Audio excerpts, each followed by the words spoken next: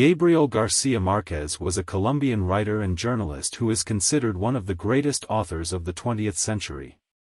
He was born on March 6, 1927, in Aracataca, Colombia, to a family of modest means. His father was a telegraph operator and his mother was a homemaker.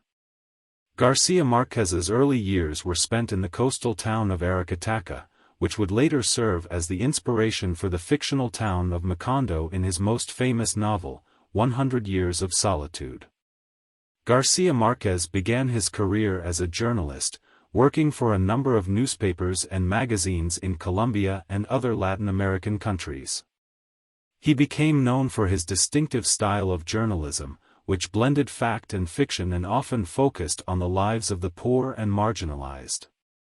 In the 1960s, García Márquez began to focus on writing fiction, and he quickly established himself as one of the most important writers of the Latin American literary boom.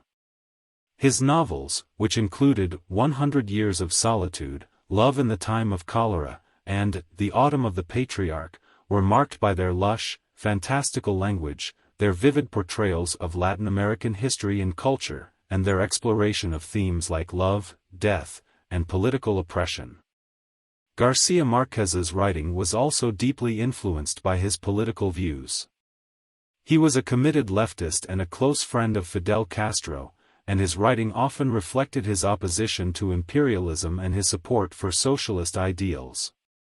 He was also a vocal critic of authoritarian regimes in Latin America, and his work was banned in several countries, including Chile, Argentina, and his native Colombia. García Márquez was awarded the Nobel Prize in Literature in 1982, becoming the first Latin American writer to receive the honor. The Nobel Committee praised his work for its vivid imagination, richly evocative language, and deeply human sensibility.